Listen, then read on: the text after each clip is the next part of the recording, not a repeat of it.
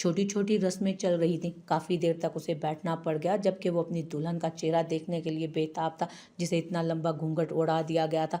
उसका दिल अजीब से अंदाज में धड़क रहा था। एक खौफ सा था अंदर के कहीं कुछ गलत ना हो जाए, कहीं उसकी इज़ा उससे दूर ना हो जाए, ये रस्म खत्म हो जल्दी से और वो अपनी इज़ा को लेकर अपने घर में जाए। कितनी ही चीज़ें उसके जहन में एक साथ चल रही थी, लेकिन ये रस्में तो जैसे उसका इम्तहान थी जो ख़त्म होने का नाम नहीं ले रही थी। लेकिन उसने नोट किया था कि उसका कोई भी भाई उसके पास नहीं आया। उन लोगों ने कोई रस्म नहीं की थी, बस दूर से खड़े देखते ही रहे थे। और फिर आखिर रुखसती का वक्त भी आ चुका था।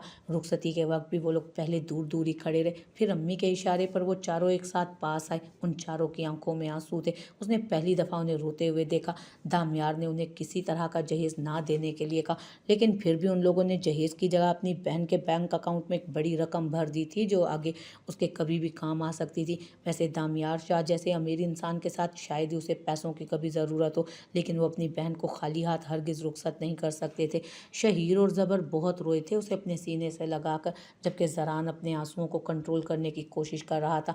जबकि उन तीनों से मिलने के बाद वो बारिक की तरफ आई, जो बिल्कुल खामोश खड़ा था, लेकिन उसने उसके लिए अपनी बाहें नहीं खोली थी। शायद वो अब तक उससे खफा था। उसके सीने से लगने की बजाय वो उसके पैरों में बैठ गई, तो जैसे वहाँ कमरे में मौजूद सब लोग ही तड़प उठे। वहाँ उस कमरे में अपनों के अलावा कोई नहीं था। दामियार भी दरवाजे पर खड़ा था कमरे के। उसे इस तरह बारिक के कदमों में बैठे देख वो भी परेशान हो गया। भाई प्लीज़ मुझे माफ़ कर दीजिए, मैं जानती हूँ मैंने आपका दिल दुखाया है, आपका गरूर तोड़ा है, आपकी मान को रेजा रेजा कर दिया मैंने, लेकिन मुझे माफ़ कर दीजिए, क्योंकि आपको दुख पहुँचाकर शायद मैं कभी कोई खुशी हासिल नहीं कर पाऊँगी। मुझे सुकून नहीं मिल रहा। भैया मेरे सर पर हाथ रख दीजिए। ये कह कर के आपने मुझे माफ़ कर दिया, वरना मैं सुकून से शायद अपना घर कभी नहीं बसा पाऊँगी।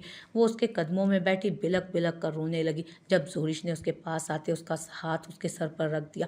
बारिक नाराज़ मत हो इससे, वो बहन है आपकी, बहनें पैरों में बैठी अच्छी नहीं लगती, उनके हाथ भाइयों के कदमों पर नहीं, भाइयों के हाथ उनके सरों पर होने चाहिए, जोरिश ने उसे समझाते हुए कहा। जब उसने आहिस्ता से उसे थाम कर खड़ा करते अपने सीने से लगा लिया, जबकि उसके सीने से लगते हुए एक दफ़ा फिर बिलक बिलक कर रोने लगी। ये वो वक्त था जब वो अपनी बर्बादी पर खुलकर आंसू बहा सकती थी, कोई उसे सवाल करने वाला नहीं था। हाँ, ये वो वक्त था जब वो रो सकती थी, जब वो खुलकर आंसू बहा सकती थी। उसके सीने से लगी वो खुलकर रो रही थी। अपने सारे आंसू उसके सीने में बहाकर वो अपनी नई ज़िंदगी की तरफ जा रही थी। दामियार शाह, हम तुम्हें अपनी ज़िंदगी की सबसे बड़ी खुशी दे रहे हैं। हमारी बहन का ख्याल रखना, इसे कभी कोई तकलीफ़ नहीं होनी चाहिए। ये कोई धमकी नहीं, सिर्फ एक इल्तिजा है। हम इसे तुम्हारे हवाले कर रहे हैं। तुम हमें नाउम्मीद मत करना, इसे हमेशा खुश रखना। वो उसे अपने साथ लगाए दामियार से कह रहा था, जबकि दामियार जवाब में कुछ भी नहीं बोला। और फिर आखिर वो बहन उन चारों भाइयों को रोते हुए छोड़कर अपना घर बसाने जा चुकी थी, एक नई जिंदगी की शुरुआत करने के लिए कदम बढ़ा चुकी थी। गाड़ी में खामोशी छाई हुई थी। वो उसके बिल्कुल नज़दीक बैठा था। दोनों में इंच भर का भी फासला नहीं था। दामियार का ड्राइवर गाड़ी ड्राइव कर रहा था, जबकि बीच में एक पर्दा लगा था, जिससे ड्राइवर या फिर ड्राइविंग सीट तक नज़र नहीं आ रही थी। ऐसा लग रहा था जैसे वो दोनों बिल्कुल करीब एक सोफे पर बैठे हों अकेले। इज़ा जान प्लीज़ रोना बंद करो, तुम्हें इस तरह रोते देख कर मुझे बिल्कुल भी अच्छा नहीं लग रहा, वो उसकी तरफ देखते हुए बोला। घूंघट के अंदर अब तक उसकी सूसों की आवाज़ उसके कानों में पड़ रही थी। मैं अपने घर वालों को छोड़कर आई हूँ दामियार शाह, मुझे आंसू बहाने का हक है, तुम्हें अच्छा लगे या बुरा, लेकिन मुझे बुरा लग रहा है अपने अपनों को धोखा देते हुए और तुम्हारे साथ आते हुए उन्हें धोखा देकर। वो इतनी कम आवाज़ में बोली कि दामियार भी बड़ी मुश्किल से सुन पाया था उसकी आवाज़, लेकिन उसकी कैफियत समझते हुए वो मज़ीद कुछ नहीं कह सका। वो उसे रोने से नहीं रोक सकता था। यह हकीकत थी कि वो अपनों को छोड़कर आई थी, वो तकलीफ़ में थी और वो उसकी तकलीफ़ को कम नहीं कर सकता था। ये हर लड़की का दर्द था जो शायद उनके लिए समझना आसान नहीं था। गाड़ी एक बहुत बड़े बंगले के बाहर रुकी थी, जिसे चारों तरफ से दुल्हन की तरह सजाया गया था। पूरे घर को लाइटिंग से रोशन कर दिया गया। हर तरफ छोटी छोटी लाइट्स की सूरत में झिलमिलाती रोशनी बिखरी हुई थी, और उन झिलमिलाती रोशनियों को देखकर कोई भी अंदाज़ा लगा सकता था कि इस घर में शादी है। वैसे तो उसके भाइयों ने कोई कसर नहीं छोड़ी थी, उन्होंने भी उसकी शादी की तैयारी बहुत खूब कर रखी थी, लेकिन दामियार शाह की खुशी का शायद कोई ठिकाना ही ना था, इसलिए तो यहाँ फैली रोशनियों का हिसाब लगाना आसान ना था। ड्राइवर ने गाड़ी से निकलते दामियार की साइड का दरवाज़ा खोला, जबकि वो अपनी मिल्कियत पर पैर रखता गाड़ी से बाहर निकल आया और फिर अपनी शेरवानी ठीक करते वो दूसरी तरफ आया। वो जानता था ईज़ा के लिए अकेले बाहर निकलना बेहद मुश्किल है, उसका लहंगा बहुत ज़्यादा भारी था। اس لیے قدم اٹھانا بھی مشکل تھا اس کے لیے۔ ایسے میں بنا سہارے کے گاڑی سے باہر آنا ناممکن سی بات تھی۔ وہ اسے سہارا دینا چاہتا تھا، صرف اس مقام پر نہیں بلکہ زندگی کے ہر مقام پر وہ اس کا سہارا بننا چاہتا تھا، اس کے قدموں سے قدم ملا کر چلنا چاہتا تھا، اور اسے یقین تھا کہ وہ اس کے لیے ایک بہترین ہمسفر ثابت ہوگا۔ لیکن وہ یہ بھی جانتا تھا کہ ایذا کی سوچ ایسی نہیں تھی۔ خیر، وہ اس کی سوچ بدل سکتا تھا۔ گاڑی کا دروازہ کھولتے ہوئے اس نے اپنا ہاتھ سامنے کیا تو ایذا نے آہستہ سے اس کے ہاتھ پر اپنا ہاتھ رکھ دیا، اور اس کا اس طرح سے اپنا ہاتھ اس کے ہاتھ میں دینا دامیار کو خوش کر گیا، اور اس کا نازک مرمری ہاتھ مضبوطی سے پکڑتے ہوئے اسے گاڑی سے باہر نکال لایا۔ Welcome welcome home Bibi ji. ایک بوڑھی عورت دروازے پر کھڑی تھی، جس کی عمر اس کی دادی سے شاید تھوڑی کم ہوگی۔ وہ حیران تھی، اس نے آج سے پہلے کبھی نہیں دیکھا تھا اس عورت کو یہاں، اور نہ ہی اس گھر میں کوئی فیمیل ملازمہ کام کرتی تھی۔ تو پھر یہ عورت کون تھی؟ شاید دامیار کی کوئی رشتہ دار، لیکن اس کا تو کوئی رشتہ دار تھا ہی نہیں۔ گھونگھٹ میں وہ سمجھ نہیں پا رہی تھی کہ اس کے سامنے کون کھڑا ہے۔ ہاں، لیکن اس عورت کا وجود اسے حیران ضرور کر گیا تھا۔ آئیے بی بی جی، قدم آگے رکھیے۔ صاحب جی، بی بی جی اندر داخل ہوں گی تو آپ ان کا صدقہ دیجیے گا۔ صدقہ ہر مصیبت کو ٹال دیتا ہے اور نئی زندگی کی شروعات بہت خوبصورت ہوتی ہے۔ وہ عورت بولے جا رہی تھی، جبکہ دامیار نے خاموشی سے اس کی بات پر عمل کرتے اس کے گھر کے اندر پہلا قدم رکھنے پر اس پر سے کئی نوٹ وار کر پیچھے کھڑے ملازم کو دیے، جبکہ وہ اس کی باتوں سے اندازہ لگا چکی تھی کہ یہ ضرور کوئی ملازمہ ہے۔ اب بتائیے، اب کیا کرنا ہے؟ وہ دلچسپی سے شاید ان کی اگلی رسم کے بتانے کا منتظر تھا۔ صاحب جی، آپ نے بی بی جی کا گھونگھٹ کھولنا ہے، کیونکہ ان کا گھونگھٹ نہیں کھلے گا تو وہ آگے قدم کس طرح اٹھائیں گی؟ عورت نے مسکراتے ہوئے کہا، جبکہ وہ ہاں میں سر ہلاتا۔ آہستہ سے اس کا گھونگھٹ الٹا چکا تھا، جبکہ گھونگھٹ پیچھے ہٹاتے اس کا حسین چہرہ اس کی آنکھوں کے سامنے آیا۔ وہ اپنی نگاہیں نہیں ہٹا پا رہا تھا اس کے پر نور اور حسین چہرے سے۔ وہ اتنی خوبصورت لگ رہی تھی کہ دامیار شاہ کو ایسا لگا کہ اس دنیا کا کوئی لفظ اس کی خوبصورتی پر پورا نہیں اتر سکتا تھا۔ اس کی خوبصورتی کے سامنے سارے الفاظ بے مول ہو چکے تھے۔ ماشاءاللہ ماشاءاللہ، چشم بد دور، بی بی جی آپ تو بہت حسین ہیں۔ آپ کو دیکھ کر لگ رہا ہے کہ دامیار صاحب کے ساتھ تو صرف آپ جیسی حسین لڑکی جچ سکتی تھی، لیکن آپ تو بہت چھوٹی سی ہیں، مگر سونی بہت ہیں آپ، ورنہ کوئی معمولی لڑکی ان کے ساتھ کبھی بھی خوبصورت نہ لگتی۔ وہ بول رہی تھی جبکہ وہ بدحواس ہوتی انہیں دیکھ رہی تھی۔ اس کا سر بری طرح چکرا رہا تھا، ایسا لگ رہا تھا جیسے ابھی گر کر بے ہوش ہو جائے گی۔ شکریہ زینت بی بی، اور اب آپ کو آپ کا کام پتہ ہے نا، آپ کو میری بیوی کا خیال رکھنا ہے۔ 4 دن سے آپ جس کی راہ دیکھ رہی تھی وہ آ گئی ہے، آپ کو اس کا ہر حکم ماننا ہے اور اس کی ہر بات پر دیر کیے بغیر عمل کرنا ہے۔ آج تک میں نے کبھی کوئی ملازمہ اس گھر میں نہیں رکھی، آپ واحد عورت ہیں جسے میں نے یہاں رکھا ہے، صرف اور صرف اپنی بیوی کا خیال رکھنے کے لیے۔ میری بیوی کو آپ سے کوئی شکایت ہوئی تو کسی طرح کی نرمی کی امید آپ چھوڑ دیجیے گا۔ وہ بہت واضح الفاظ میں انہیں وارن کر رہا تھا، جبکہ ایک بوڑھی عورت جو اتنے اچھے سے بات کر رہی تھی، اس کے ساتھ اس کا انداز ایذا کو ہرگز پسند نہیں آیا، لیکن فی الحال وہ خاموش ہی رہی۔ کوئی اور رسم رہتی ہے تو بتائیے، ورنہ میری بیوی بہت تھک چکی ہے، باقی رسمیں ہم صبح ادا کر لیں گے۔ وہ جان چھڑواتے ہوئے بولا، جیسا آپ کو بہتر لگے دامیار صاحب، ہم رسم صبح کر لیں گے، ابھی آپ بی بی جی کو لے جائیں اور آرام کریں، آپ دونوں۔ وہ پھر سے بولی تھی عورت، جبکہ وہ صرف ہاں میں سر ہلاتا ایذا کا ہاتھ تھامنے لگا۔ ایسے نہیں صاحب جی، وہ تھک گئی ہیں، اتنی سیڑھیاں کیسے چڑھ کر جائیں گی، آپ انہیں اٹھا کر لے جائیں۔ بوڑھی عورت نے شرارتاً کہا، نہیں میں چل لوں گی۔ وہ فوراً بولی، لیکن اس کی بات سمجھے بغیر ہی دامیار اسے اپنے بازوؤں میں اٹھا گیا تھا۔ میری جان، تمہیں خود کو تکلیف دینے کی ضرورت نہیں، میں ہوں نا ہمیشہ تمہارے پاس۔ وہ مسکراتے ہوئے اسے بازو میں اٹھائے سیڑھیاں طے کرنے لگا، جبکہ ایذا اپنا غصہ اور نفرت اپنے دل میں دبائے خاموشی سے ان لمحوں کے گزر جانے کا انتظار کرنے لگی۔ وہ اسے اٹھا کر کمرے میں لایا تو بھی وہ خاموشی چھائی ہوئی تھی۔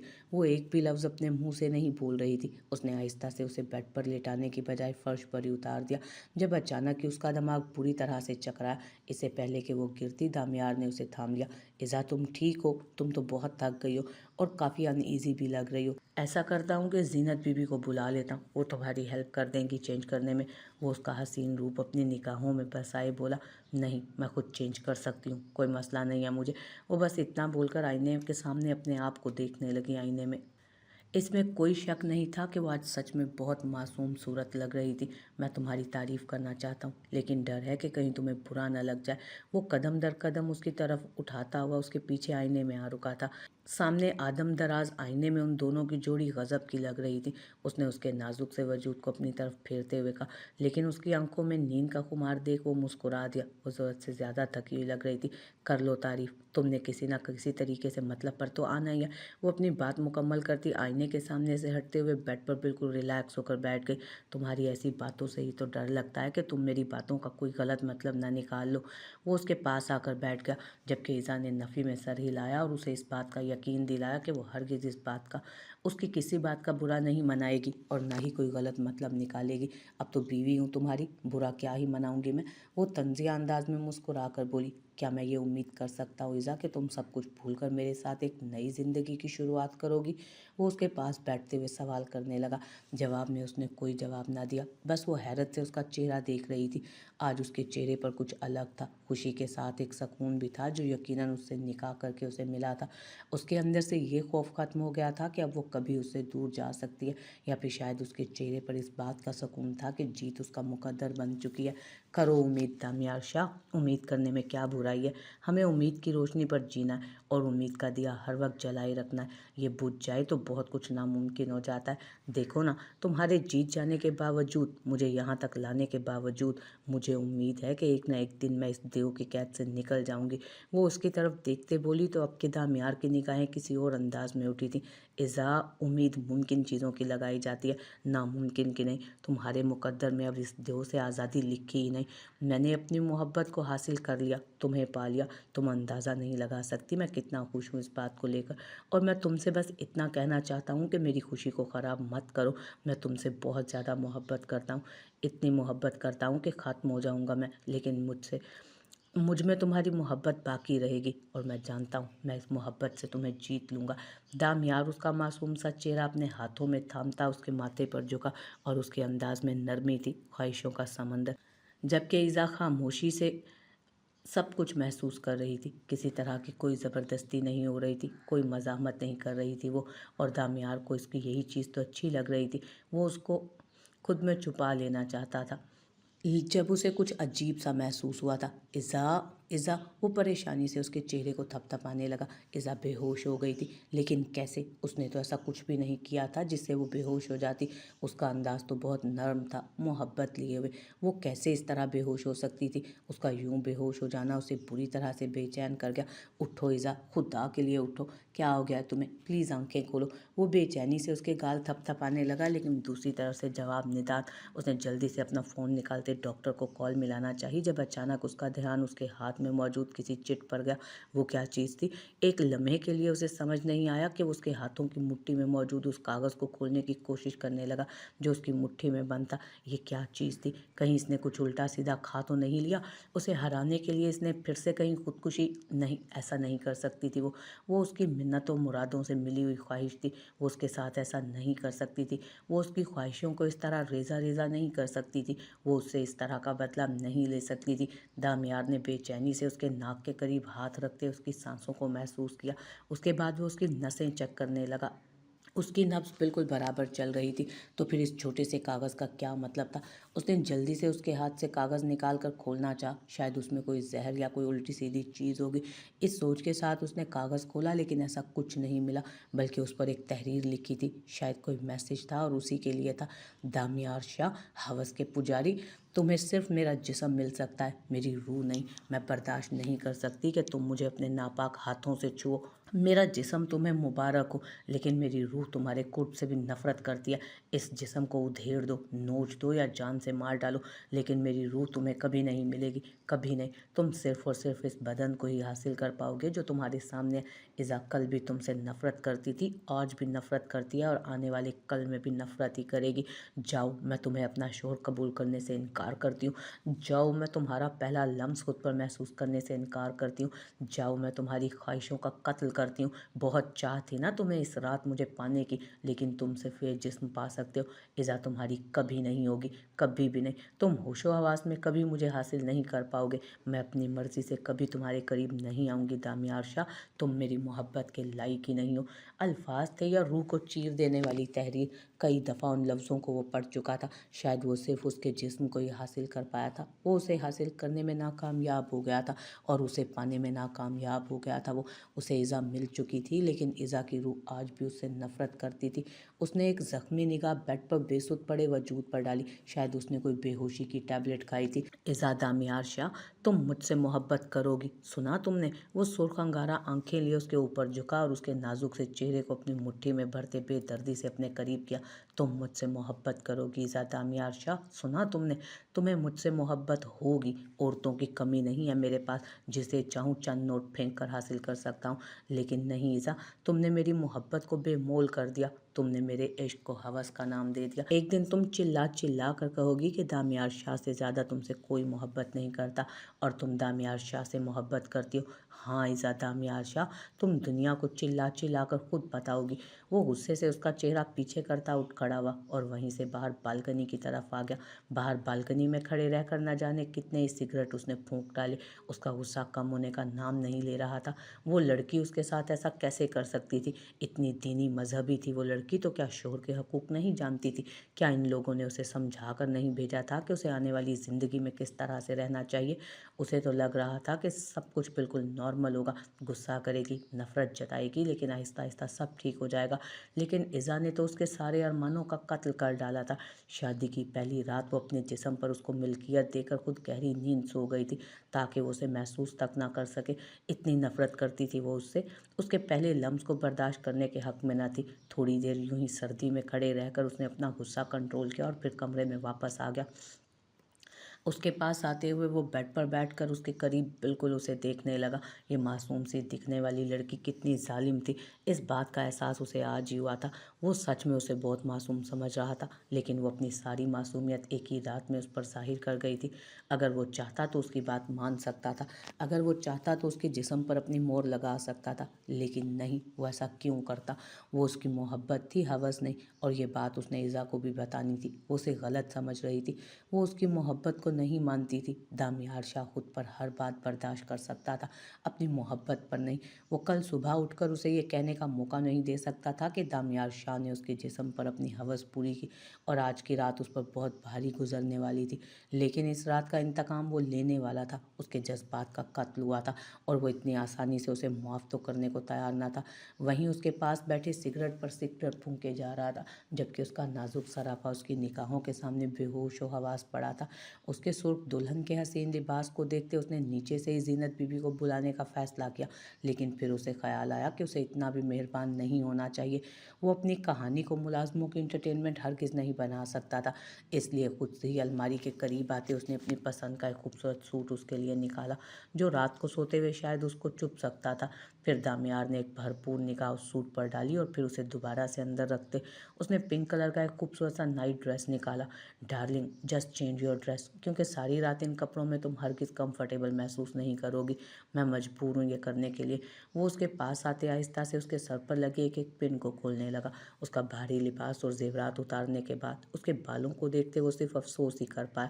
دلہن بننا کوئی آسان کام نہیں تھا۔ اس کا ڈریس چینج کروا کے وہ خود فریش ہونے گیا اور جب فریش ہو کر آیا تب وہ بیڈ پر پڑی تھی۔ اسے ٹھیک سے بیڈ پر لٹاتے اس نے کمبل اس پر ڈالا اور پھر اس کے ساتھ ہی لیٹ گیا۔ اس کے لیے یہ احساس ہی بڑی چیز تھی کہ وہ ہمیشہ کے لیے اسے اپنے قریب لے آیا اور اب وہ کوئی بھی اس کو اس سے الگ نہیں کر سکتا تھا۔